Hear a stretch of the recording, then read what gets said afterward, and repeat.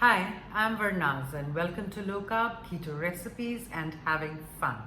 Today I have yet another exciting recipe for you. So let's waste no more time and let's go to my kitchen and let's get cooking.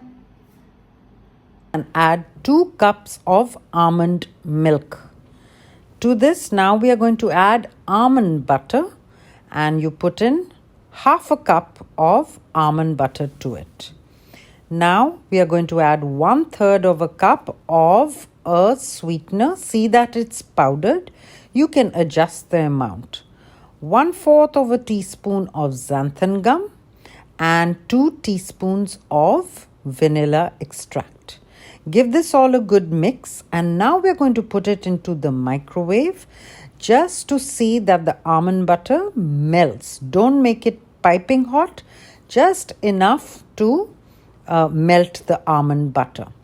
And after we do that, now I'm going to show you 2 methods. If you want to just keep it like this and not use an ice cream maker, then we are going to take a little container and first I'm put it into a blender and I'm blending it so everything is well assimilated.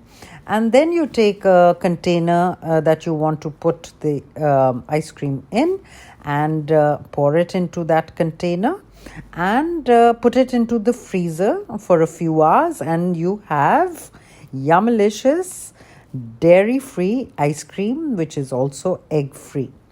Now, if we want to use an ice cream maker, what we're going to do is we're going to put this container into the refrigerator for about 45 minutes or so that the mixture is completely cool but not frozen.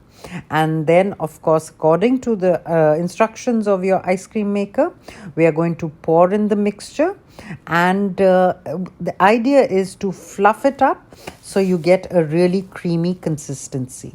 Pour it back into your container and put it into the freezer overnight and keep it out for about 10 minutes when you want to eat it. And you have this amazing scoopable, really creamy scoopable ice cream.